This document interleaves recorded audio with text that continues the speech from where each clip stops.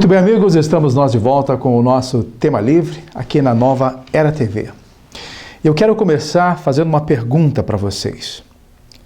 O que está acontecendo em Lages ou com Lages? Ou talvez o que queremos com Lages? É que nos últimos dias, os debates nos meios de comunicação envolvendo a própria cidade de Lages, envolvendo lideranças da cidade de Lages, de todos os lados, tomaram como fatos que realmente mexeram com a opinião pública.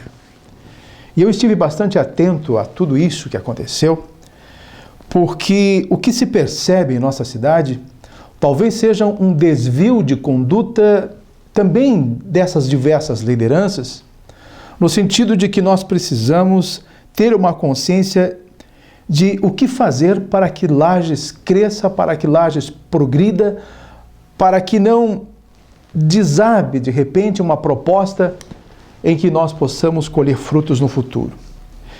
É impressionante que a história acaba sempre se repetindo a cada vez que assume um novo prefeito. Eu não estou especificamente falando agora do prefeito Antônio Seron, mas a cada vez que assume um novo prefeito, há também uma característica de a imprensa, praticamente 90% dela, trabalhar só em torno dos acontecimentos do poder público, seja na saúde, na educação, na segurança, no quesito obras, mas tudo, você ligou um rádio, estão lá falando das questões da prefeitura. Não apenas agora, no momento em que Antônio Seron, do PSD, é o gestor municipal. Mas isso eu estou ouvindo há quase 20 anos em que eu moro aqui na cidade de Lages. É corriqueiro isso. Assume o prefeito, os veículos de comunicação basicamente se apoderam do negativismo e a partir dele, nem que sejam 5 minutos, 5%, estes fatores negativos, mas são os que ganham notoriedade acima dos 95% das coisas boas que acontece em nossa cidade. Claro que nesta gestão de Antônio Seron não está sendo diferente.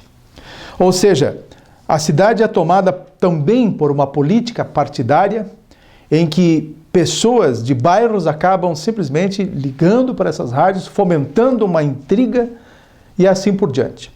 E aí, paralelamente, nas internas, vão ocorrendo problemas entre o executivo e o legislativo, mais precisamente ligados esses problemas aos secretários com o legislativo. É secretário delatando ou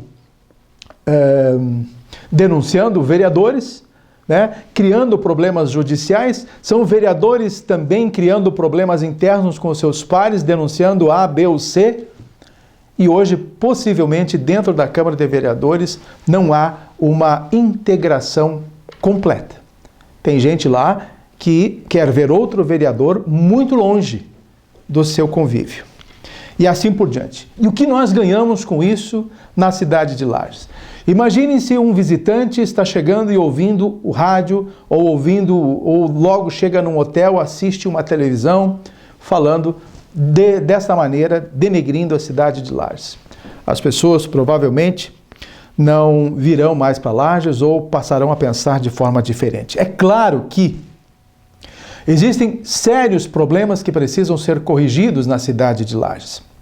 Eu vou contar uma coisa para vocês que eu estou fazendo junto a um trabalho dentro da universidade, em que eu peguei todos os bairros, a população de todos os bairros, e a gente está chegando à conclusão de que a população de Lages, evidenciada pelo IBGE em 2010, em torno de 156 mil habitantes, está extremamente defasado.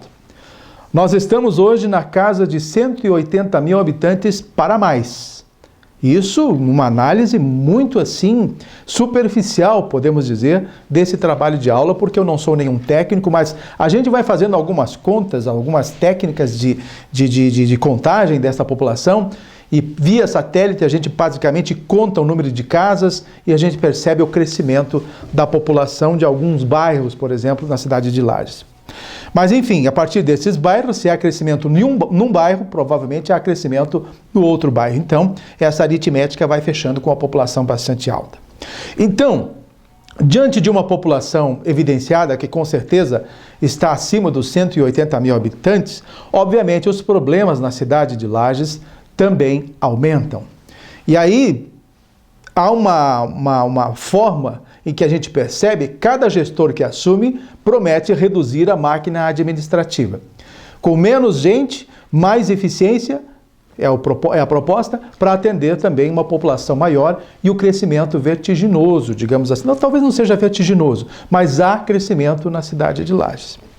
Então, tudo isso, minha gente, se juntarmos num balaio, precisaríamos de que as pessoas observassem e tivessem um consenso diferenciado para termos um futuro melhor. Porque cada gestor que assume, é ele o responsável pelo futuro de cada um de nós aqui nesta cidade. E se nós formos remando contra o tempo inteiro, como a gente percebe, obviamente quando terminam os 4 anos, há uma fadiga talvez no meio desta gestão e que não permite o crescimento da cidade de Lages, ou o mínimo possível. Eu tenho acompanhado as coletivas dentro do Paço Municipal, junto ao prefeito Antônio Seron, e ele pede muito, todas as vezes, para que se falem também das coisas boas de nossa cidade, para que se amparem através de um positivismo e deixem o negativismo um pouco mais de lado. Mas é impossível. O negativismo parece que toma conta desta cidade e tudo que há de bom não se percebe. Mas enfim, eu vou citar só um exemplo para encerrar esse assunto. Uma coisa boa que está acontecendo na cidade parece pequena, mas é de extrema importância, ou seja, a distribuição de caixas d'água para as famílias carentes que não têm no seu bairro um depósito de água potável. E é por isso que quando acontece algum problema, alguma seca exagerada, existe um problema de rompimento de uma adutora, a queima de um motor que abastecem essas caixas d'água, ou seja, qual for o problema, essas pessoas automaticamente ficam sem água. E aí o que acontece? Reclamam, ligam para as rádios e vira um inferno na vida da população em cima disso. População sem água no bairro tal. Mas essas pessoas, obviamente, elas não têm condições nem para comprar uma caixa d'água. Então, quando se coloca nesta casa este recipiente para a coleta de água, obviamente, se houver no futuro algum problema, ela terá um depósito, terá um armazenamento de pelo menos uns 200, 300 litros de água para se abastecer mediante uma situação complicada de não abastecimento, né? Mas, enfim, são coisas... E isso não ganha repercussão na imprensa. Não ganha. O que está acontecendo? Ganha repercussão o caso das CPPs, do não pagamento da prefeitura em função do marco regulatório. Não era um problema da prefeitura especificamente porque estaria obedecendo uma lei, mas a justiça determinou pelo menos que os representantes de CPPs não têm a obrigação de fazer o pagamento dessas dívidas atrasadas. Obviamente, cedo ou tarde a justiça vai determinar de alguma forma legal para que a prefeitura repasse então estas verbas para pagar as dívidas com os funcionários afastados e que trabalhavam em alguma atividade envolvendo as CPPs. Mas enfim, vamos adiante. Acho que Lages tem que ser mesmo repensado em todo um contexto. E nós, formadores de opinião, temos uma responsabilidade gigante diante disso. Vamos falar do caminho Rotas da Neve rapidamente. Eu sei que eu tenho falado demais desse assunto, mas essa semana cada vez tem alguma novidade. Segunda ou terça-feira recebi a informação de que o Exército, o 1º Batalhão Ferroviário de Lages, que está executando a obra de pavimentação no lado catarinense, e esta obra leva até a divisa do Rio Grande do Sul, no Rio Pelotas, estaria paralisando as suas obras já no mês de julho, e se não houvesse o repasse de recursos do governo do estado, que tem um compromisso contingenciado de 5 em 5 quilômetros fazer o repasse de verbas, esta operação poderia parar por completo com a retirada da estrutura montada para a pavimentação desta estrada lá na região de São Joaquim.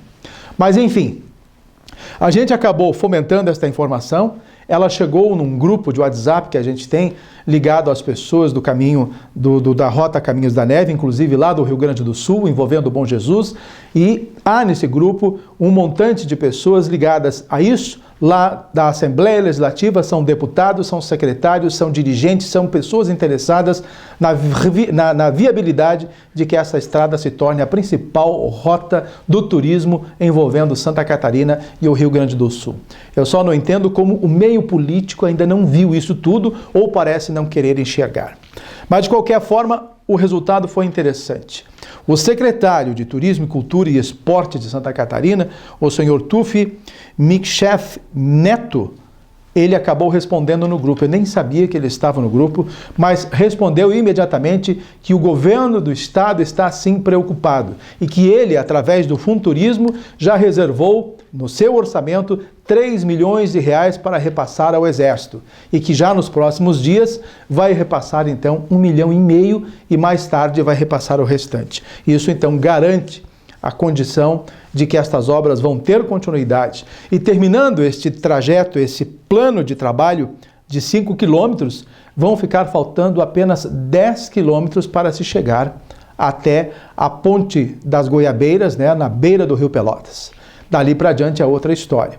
Nós sabemos que depende talvez da federalização para que se possa, no futuro, em breve, construir uma ponte, e a partir da ponte, o asfaltamento também até a cidade de Bom Jesus, que dá em torno de uns 50 quilômetros, e aí estaria completo então esse trajeto, criando esta rota definitiva para o implemento do turismo no estado de Santa Catarina e também no Rio Grande do Sul. Isso complementaria desde Bom Jardim da Serra, lá no início de Lauro Mire, talvez na subida da Serra do Rio do Rastro, até o lado gaúcho, perto de Gramado, perto de Canela, aqui no Rio Grande do Sul. Teríamos com certeza um lugar fantástico, não só para o escoamento da produção agrícola, para o escoamento das maçãs ou para o escoamento da madeira, entre outras coisas, mas um lugar fantástico para que você transforme em rota obrigatória para conhecer as belezas naturais do Rio Grande do Sul e também de Santa Catarina.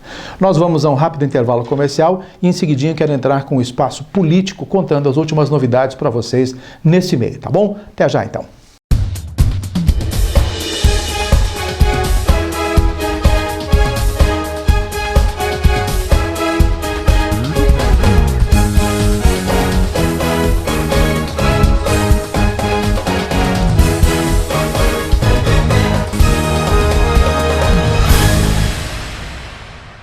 Muito bem, estamos de volta com o nosso Tema Livre, aqui na Nova Era TV, acompanhado da Ananda, Cel, sempre um prazer, viu, Ananda?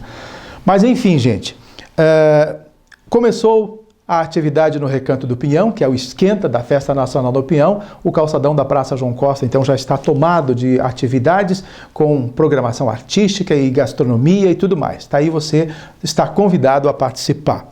E a Festa do Pinhão começa agora, nesta próxima semana, dia 25 e vai até o dia 3. Muitas atrações também esperam por você. Então, relativamente, a cidade de Lages está respirando a Festa Nacional do Pinhão. Eu falei então neste bloco que nós vamos entrar na questão política. Santa Catarina tem uma situação diferenciada neste momento político, pois está envolvendo a justiça. E a justiça está começando a pegar pesado em várias pessoas que estão hoje buscando uma candidatura. Eu vou citar o exemplo de Paulo Bauer, do PSDB, o senador Paulo Bauer.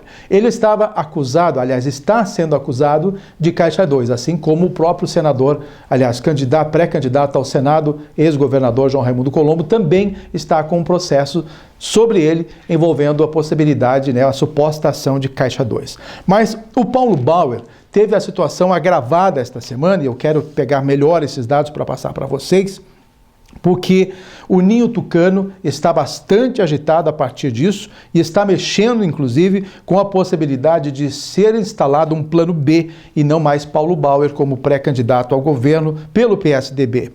É que o problema dele está se acentuando na medida em que foi autorizada, a abertura de uma investigação com a suposta participação do senador em corrupção passiva e lavagem de dinheiro, sem contar então o processo de Caixa 2. Então, agrava-se realmente esta questão envolvendo o senador. Fontes informam que na próxima semana, agora, o processo deverá chegar às mãos da Polícia Federal. E depois disso, o Ministério Público irá decidir pelo futuro de Bauer, ou como réu, ou arquivando o caso. Seja como for, a candidatura dele está sofrendo agora relativo abalo e pode então ser implantado este plano B. Seja como for, eu tenho colocado no meu blog, internamente há quem diga que todos estão reféns internamente no PSDB, viu gente? Só no Ninho Tucano. A palavra do líder tem imperado, ou seja, ninguém ousa falar que ele não será o candidato, ou ninguém ousa a não acreditar na inocência do senador Paulo Bauer. A crença, então, é que ele vai se sair bem desse problema e o projeto de chegar ao governo vai seguir adiante dentro da normalidade. E a gente, então, fica se questionando, é esperar para ver. Dificilmente, quando uma turbulência desse tamanho acaba caindo na cabeça de um pré-candidato, a população automaticamente, a população eleitora, ela automaticamente assimila já tudo isso e praticamente coloca como descarte. Então, o nome de Paulo Bauer hoje está muito envolvido e nós, como formadores de opinião, não podemos deixar de noticiar ou de falar a respeito disso. Infelizmente, se vai ajudar ou não a disseminar esse tipo de informação negativa, acaba ocorrendo. Se eu não falar, outro fala, outro fala, outro fala. E, na verdade, o Estado inteiro já sabe, a população eleitora também já sabe das condições envolvendo a justiça em torno do nome do senador Paulo Bauer. Mas é uma situação que a gente vai ver nos enrolar daqui para frente, se ele vai ter que desistir ou não, o que provavelmente acontecerá na indicação de um outro nome dentro do partido. E aí tem o ex-prefeito Napoleão Bernardes, de Blumenau, que poderá se encaixar nessa questão, ele que é hoje pré-candidato ao Senado pelo PSDB. Enquanto isso, neste sábado, Merizio lançou a candidatura em Chapecó. Centenas e centenas de correligionários estiveram por lá, inclusive o ex-governador João Raimundo Colombo, e consolidaram assim a candidatura ao governo de Gelson Merizio. Ele que também terminou as suas sabatinas regionais e fez uma colocação bastante importante nessas suas sabatinas e que eu quero tirar desse discurso dele, que é a extinção das ADRs. Mas não simplesmente na pura extinção, para que elas já não possam mais ter um comprometimento. Na verdade, não terão daí no futuro o governo dele, se ele for eleito, o comprometimento junto ao governo do Estado. Aí você pergunta, quem é que vai fazer a interligação entre o governo central, na capital, com o interior? A proposta de Gelson Merizio, eu achei bastante interessante, por isso eu trago para vocês aqui, é fazer com que as associações de municípios, no caso aqui da Serra Catarinense, a AMURES, que já tem toda uma estrutura jurídica, logística e tudo mais, seria então ela a portadora da voz da região para o contato com a central do governo em Florianópolis. E, no caso, hoje nós temos, além da AMURES, temos as ADRs e temos o governo. Então, a gente faz um tripé para poder se chegar aos objetivos que se buscam em cada região. Dessa forma, tirando as ADRs, ficam diretamente as AMURES, as associações municipais de municípios, fazendo contato direto. Nesse caso, estaria bastante interessante e o custo financeiro para o caixa do governo seria extremamente reduzido com a extinção destas agências de desenvolvimento regional.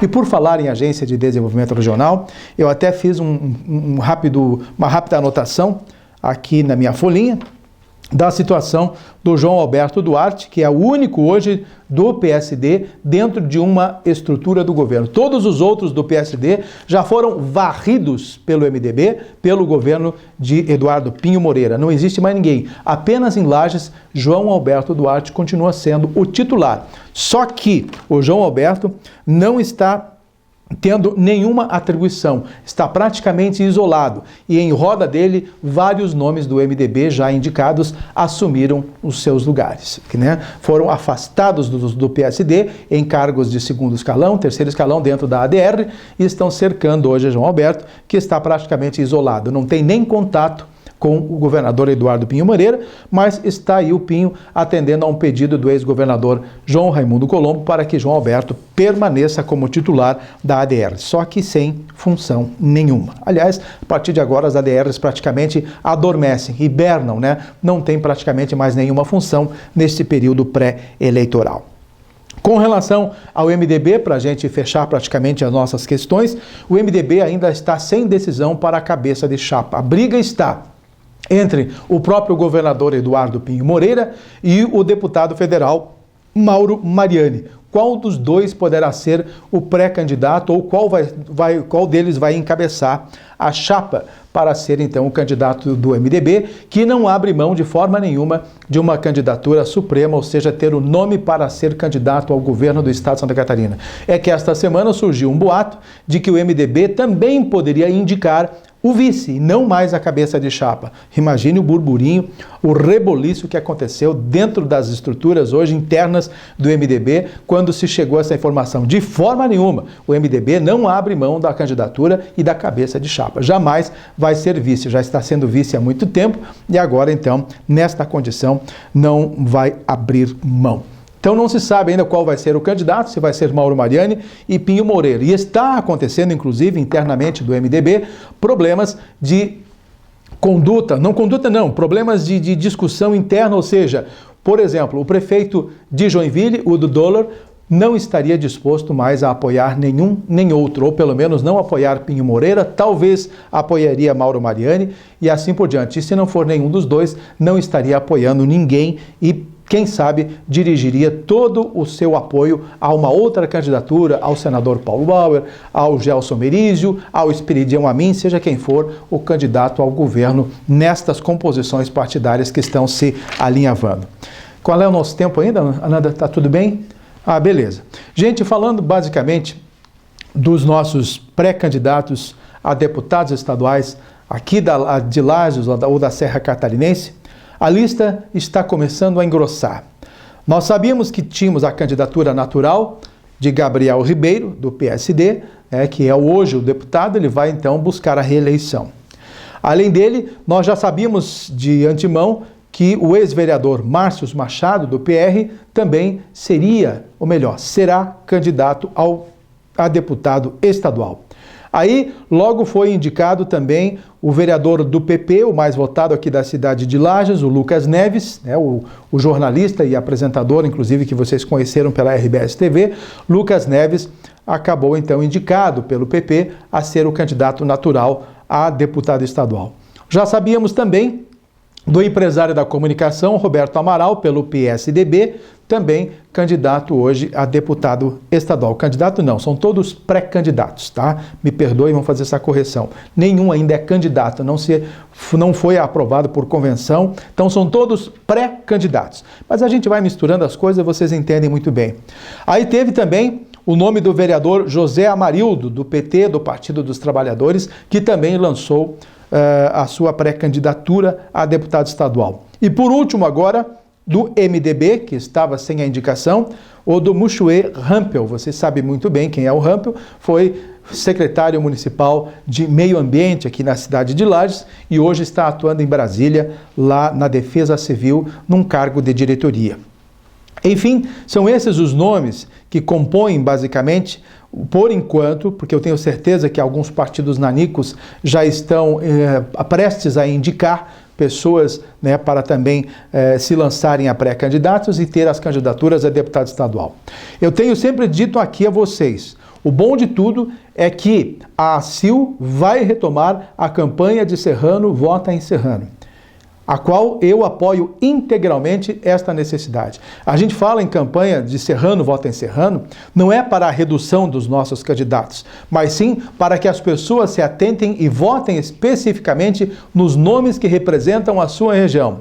Neste momento, nós estamos recebendo quase que toda semana deputados paraquedistas, estrangeiros. Obviamente, eles têm na democracia o direito de visitar todo o estado de Santa Catarina de cabo a rabo. e pedir o voto de quem eles quiserem. E votam neles também quem quiserem. É a democracia. Apenas o que se pede é a consciência e a responsabilidade para que nós possamos eleger representantes regionais, locais, e que eles realmente possam atuar em prol da nossa região. Os paraquedistas, que têm o direito de receber o seu voto dentro desta democracia, vão para as suas regiões, para as suas cidades, e depois, quando é que voltam para conseguir algo ou nos representar aqui na nossa cidade? Vêm candidatos, por exemplo, de Florianópolis, seguidamente pedir voto aqui na nossa cidade. O que eles vão trazer de bom para a Serra Catarinense, para Lages, para Campo Belo, para São José do Cerrito, a não ser os federais. Os federais, de qualquer forma, têm um campo de atuação um pouco maior e, através de emendas parlamentares, acabam contemplando muitos municípios dentro do estado de Santa Catarina. Afinal de contas, os federais são deputados de Santa Catarina. Não são deputados federais de Florianópolis, de Joinville, de Chapecó, de Lages, mas regionalmente eles também têm uma atribuição muito mais interessante. O caso da Carmen Zanotto, que cuida do jeito que pode e muito bem da nossa região serrana. Tá bom, minha gente? Eu quero só dizer a vocês que em junho acontece em Florianópolis, deixa eu ver aqui, um congresso de prefeitos em Florianópolis. Vai ser o maior encontro de prefeitos que acontece em Florianópolis de 11 a 14 de junho no Centro-Sul, em Florianópolis. Eu vou falar mais a respeito disso porque vai se desenrolar uma programação bastante interessante envolvendo várias necessidades dos prefeitos em todo o estado de Santa Catarina a partir desse congresso. Tá bom, minha gente? Um grande abraço a vocês, uma boa festa nacional do Pinhão, curtam o Recanto do Pinhão e a gente volta então, se Deus quiser, na próxima sexta-feira com um programa inédito. Até lá!